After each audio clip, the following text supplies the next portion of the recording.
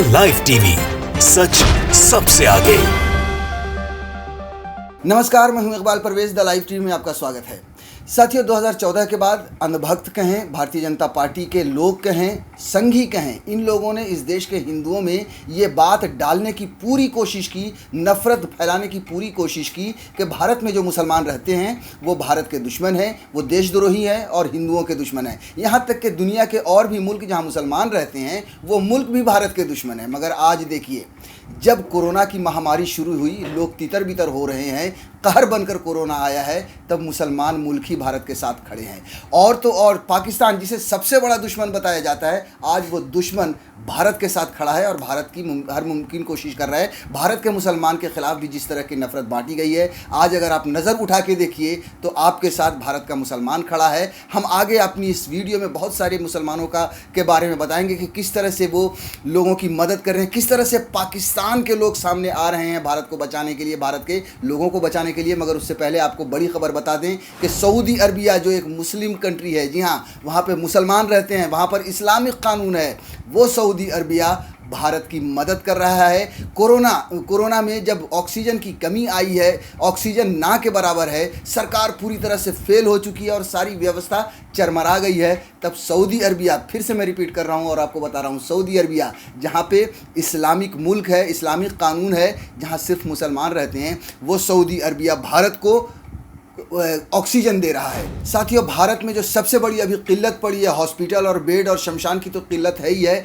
लेकिन सबसे बड़ी जो किल्लत पड़ी है वो किल्लत है ऑक्सीजन की। ऑक्सीजन की भरपाई नहीं हो रही है, जिसकी वजह से लोग सांस नहीं ले पा रहे हैं। सोचिए कि ये सरकार, मोदी सरकार, हमारे कर्मठ प्रधानमंत्री लोगों को सांस तक नहीं दे पा रहे हैं। ऐसे में सऊदी अरबिया खड़ा हुआ है, 80 टन ऑक्सीजन भारत को दे रहा है। साथियों, हम सऊदी अरबिया की भी खबर आपको विस्तार से बताएंगे, उसके बाद पाकिस्तान की भी खबर विस्तार से बताएंगे, लेकिन उससे पहले आपको एक छोटी सी चीज़ बताना चाहते हैं। आप अगर नज़र उठा के देखिए, आपको नफ़रत आपके दिमाग में किसने बांटी? संघियों ने बांटी। आपके दिमाग में नफ़रत नरसिंहानंद जैसे नकली और फर्जी बाबा ने बांटी। आपके दिमाग में नफ़रत कपिल मिश्रा ने डाली। आपके दिमाग में नफ़रत अनुराग ठाकुर और रागिनी तिवारी जैसे लोगों ने डाली। क्या आज वो आपके आसपास हैं? क्या आपने कहीं पर उन्हें देखा है कि वो किसी की मदद कर रहे हैं? क्या आपने देखा इनमें से किसी को भी कि किसी मैयत को, किसी शव को कंधा दे रहे हैं? जबकि मुसलमान दे रहे हैं, मुसलमान लोगों की मदद कर रहे हैं, मुसलमान अपनी गाड़ी बेचकर लोगों की मदद कर रहे हैं, अपनी कमाए हुए पैसे से लोगों की मदद कर रहे हैं। अब वापस हम आपको लेकर चलते हैं सऊदी अरब पर। हम जो खबर आई है उस खबर को बता देते हैं। जागरण ने छापी है, कई जगह पे छपी है, लेकिन जागरण ने लिखा है कि कोरोना महामारी भारत की ज़रूरत देखते हुए 80 टन ऑक्सीजन दे रहा है सऊदी अरब। कोरोना के मामलों में वृद्धि के चलते भारत की ज़रूरतों को देखते हुए सऊदी अरब 80 मैट्रिक टन ऑक्सीजन दे रहा है। अदानी समूह और लिंडे कंपनी के सहयोग से यह ऑक्सीजन भारत के लिए जहाज़ से रवाना हो चुकी है। भारतीय मिशन ने कहा, अदानी और लिंडे के सहयोग से मिलेगी 80 टन ऑक्सीजन। रियाद स्थित भारतीय मिशन ने ट्वीट किया, भारत की ज़रूरतों को देखते हुए 80 मैट्रिक टन ऑक्सीजन भेजने में अदानी समूह और मिसेस लिंडे के बीच सहयोग से भारतीय दूतावास गौरवान्वित है। सऊदी अरब के स्वास्थ्य मंत्रालय को उनकी इस मदद, समर्थन और सहयोग के लिए हमारा हार्दिक धन्यवाद। सोचिए कितनी बड़ी बात है कि एक मुसलमान, मैं फिर से रिपीट कर रहा हूँ कि बार बार ये दिमाग में डाला गया है, इस देश के हिंदुओं में के दिमाग में और मुसलमानों के लिए नफ़रत पैदा की गई है और ये कहा गया है कि वो मुल्क जहाँ पर मुसलमान रहते हैं वो मुल्क इस देश का दुश्मन है, भारत के हिंदुओं का दुश्मन है और हिंदुत्व को ख़त्म करने पर लगे हुए हैं मुसलमान। अब सोचिए कि आज मैं फिर से कह रहा हूँ आपको कि जब मुसीबत की घड़ी आई है, आपके साथ कोई कपिल मिश्रा, अनुराग ठाकुर, रागिनी तिवारी, सती नरसिंहानंद जैसे फर्जी लोग, फर्जी राष्ट्रवादी लोग आपके साथ खड़े हुए नहीं हैं। आपके साथ मैं फिर कह रहा हूँ, इस देश का मुसलमान खड़ा है। और मुसलमान मैं उनको नहीं कहूँगा, मैं ये कहूँगा कि इस देश का नागरिक खड़ा है। वो लोग, चाहे वो सऊदी अरब हो या पाकिस्तान हो या इस देश के मुसलमान हो, वो ये सोचकर मदद नहीं कर रहे हैं कि कोई हिंदू है या कोई मुसलमान है। वो सिर्फ़ और सिर्फ भारतीयों की मदद कर रहे हैं, वो नागरिकों की मदद कर रहे हैं। उस कंडीशन में आपकी मदद कर रहे हैं। आपने प्रधानमंत्री बनाया नरेंद्र मोदी को, आपने योगी आदित्यनाथ को मुख्यमंत्री बनाया, जब वो आपके साथ नहीं है, आपके लिए कुछ नहीं किया है, उस कंडीशन में सऊदी अरब जैसे मुल्क, पाकिस्तान जैसे मुल्क और इस देश के मुसलमान आपके साथ खड़े हैं। साथियों, सऊदी अरब के बाद हम चलते हैं पाकिस्तान की तरफ। पाकिस्तान, जी हाँ, हमारा पड़ोसी मुल्क। बार बार इस देश में ये कहा गया कि पाकिस्तान सबसे बड़ा दुश्मन है। जी हाँ, राजनीतिक मुखालफत हो सकती है, एक दूसरे के विरोधी हो सकते हैं, मगर अगर आप देखें तो आम आदमी आज पाकिस्तान के लिए, पाकिस्तान का आम आदमी हिंदुस्तान के लिए खड़ा है। वहाँ पर दुआएं मांगी जा रही हैं, ट्रेंड चलाए जा रहे हैं। पाकिस्तान जो ट्विटर पर, सोशल मीडिया पर ट्रेंड चलाए जा रहे हैं। हम बात करेंगे सबसे पहले शोएब अख्तर की, जो बहुत ही बड़े क्रिकेटर हैं, उनका नाम पूरी दुनिया जानती है। वो दुआ कर रहे हैं। उन्होंने पाकिस्तान में जब वीडियो देखा भारत की हालत की, शमशान घाट की, तो उन्होंने दुआ के लिए हाथ उठाया और ये दुआ मांगी। हम आपको वो खबर थोड़ा सा पढ़ के बता देते हैं क्या है असल में, कि शोएब अख्तर ने शमशान का वीडियो शेयर कर भारतीयों के लिए दुआ मांगी, पाकिस्तानियों को दी है चेतावनी।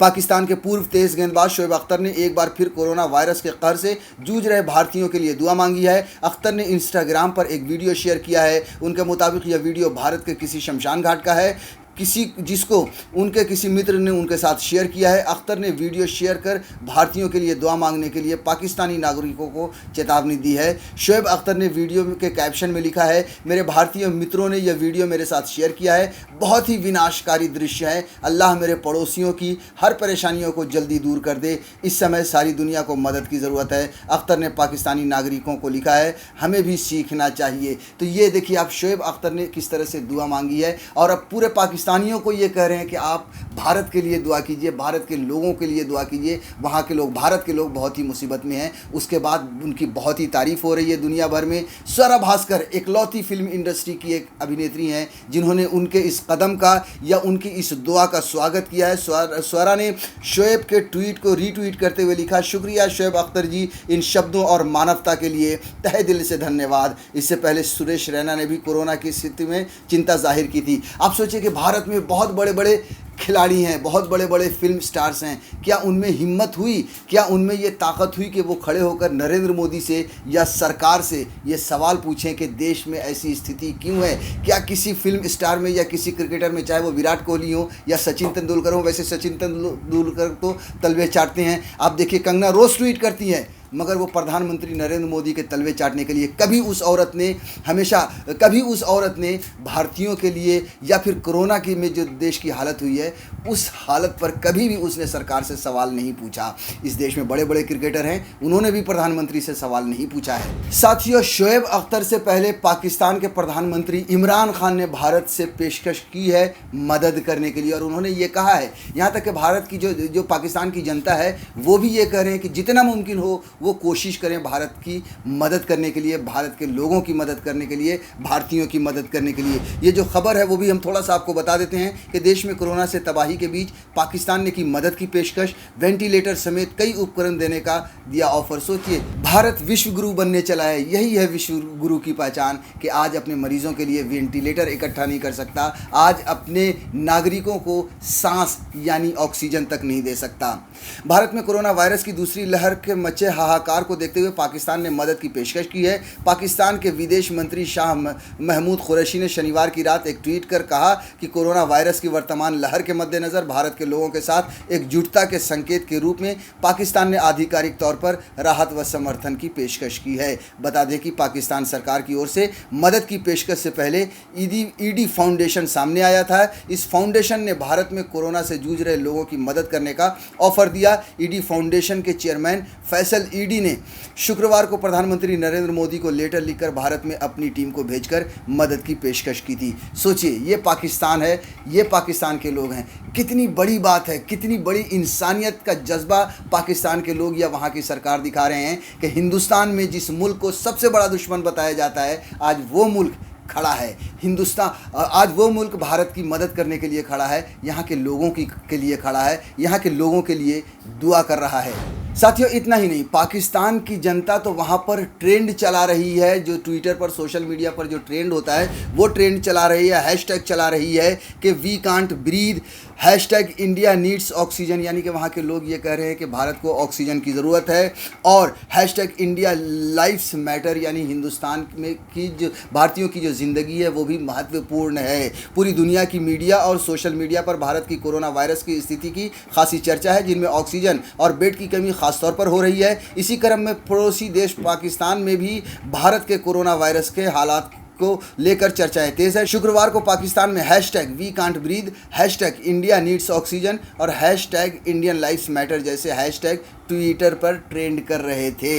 साथियों, ये तो बात हुई उन मुल्कों की जो इस्लामिक मुल्क हैं। अब बात करें हिंदुस्तान के मुसलमानों की। वो भी रात दिन जद्दोजहद कर रहे हैं और भारतीयों की, हिंदुस्तान के नागरिकों की मदद कर रहे हैं, वहाँ तक ऑक्सीजन पहुँचा रहे हैं। आपको बता दें कि एक इंसानियत वेलफेयर सोसाइटी है जो लगातार लोगों की मदद कर रहा है। उन्होंने वीडियो भी जारी किया है। उन्हें आप फ़ोन कीजिए और आप उनसे किसी भी तरह की मदद मांगिए, वो आपके घर तक, यानी इस देश के नागरिकों के घर तक ऑक्सीजन पहुँचा रहे हैं। लगातार वो लोग मेहनत कर रहे हैं। जब भी खाली होता है उसे लाइन में लगकर उसे रिफ़िल कराते हैं और लोगों तक पहुंचा रहे हैं। आप इस वीडियो में भी देख सकते हैं कि किस तरह से उनकी मेहनत चल रही है। आपको बता दें कि एक और फेसबुक पर एक पोस्ट आया है कि मुसलमानों को जिस तरह से हम कहते हैं ना कि पंचर बनाने वाली कौम है, आप सोचिए कि पंचर बनाने वाली कौम, जो पोस्ट है उसमें लिखा है कि पंचर बनाने वाली कौम अब ऑक्सीजन और सिलेंडर बना रही है। ये कितनी बड़ी बात है और ये कुर्बानी की बात है, ये जज्बे की बात है। जैसा कि मैंने फिर कहा कि जिन्होंने इस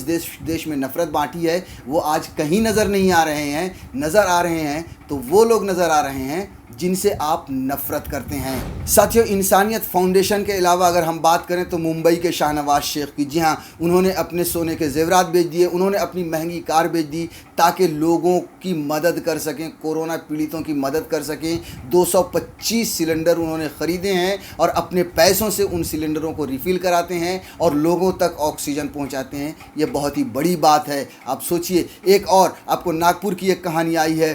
प्यारे खान ने अपने कमाए हुए 1 करोड़ रुपए के 32 टन ऑक्सीजन मंगाए हैं लोगों में बांटने के लिए। जब ये लोग, चाहे वो शाहनवाज शेख हों या फिर प्यारे खान हो, जब वो ऑक्सीजन देने के लिए जाते हैं, या फिर इंसानियत फाउंडेशन हो, ये जब किसी को ऑक्सीजन देते हैं तो वो ये नहीं पूछते कि आप मुसलमान हो, आप हिंदू हो, आप कौन हो। वो सिर्फ़ और सिर्फ भारतीय देखते हैं, वो सिर्फ़ और सिर्फ इंसान देखते हैं और इंसानियत का फ़र्ज़ निभाते हैं। साथियों, आपने भोपाल की भी कहानी सुनी होगी, दानिश और सद्दाम नाम के 2 युवाओं की, जिन्होंने 60 शवों को अंतिम संस्कार किया। जी हाँ, भोपाल यानी मध्य प्रदेश की राजधानी, वो मध्य प्रदेश जहाँ पर सबसे ज़्यादा मुसलमानों से नफ़रत होती है। जी हाँ, जो 2-4 राज्य हैं जहाँ पर सबसे ज़्यादा मुसलमानों से नफ़रत होती है, उनमें से एक राज्य मध्य प्रदेश है। उसकी राजधानी भोपाल में दानिश और सद्दाम जैसे 2 युवा लड़के 60 शवों का अंतिम संस्कार कर चुके हैं। अभी और उनकी संख्या बढ़ चुकी होगी, वो भी पूरे हिंदू रीति रिवाजों के साथ। उन शवों का जिसके परिवार लेने के लिए नहीं आते हैं, उन शवों का जिसे छोड़कर उसे अपने लोग चले गए हैं। तो ये है इस देश के मुसलमानों की हकीकत या पूरे दुनिया के मुसलमानों की हकीकत, जो सिर्फ़ और सिर्फ प्यार सिखाते हैं, प्यार के रास्ते पर चलते हैं। मगर अफसोस कि चंद संघी, चंद नफ़रतबाज उतर गए हैं मैदान में और लोगों के बीच में नफ़रत बांट रहे हैं, दीवारें खड़ी कर रहे हैं ताकि वो अपनी कुर्सी बना सकें और सत्ता पर बैठ सकें। द लाइव टीवी, सच सबसे आगे।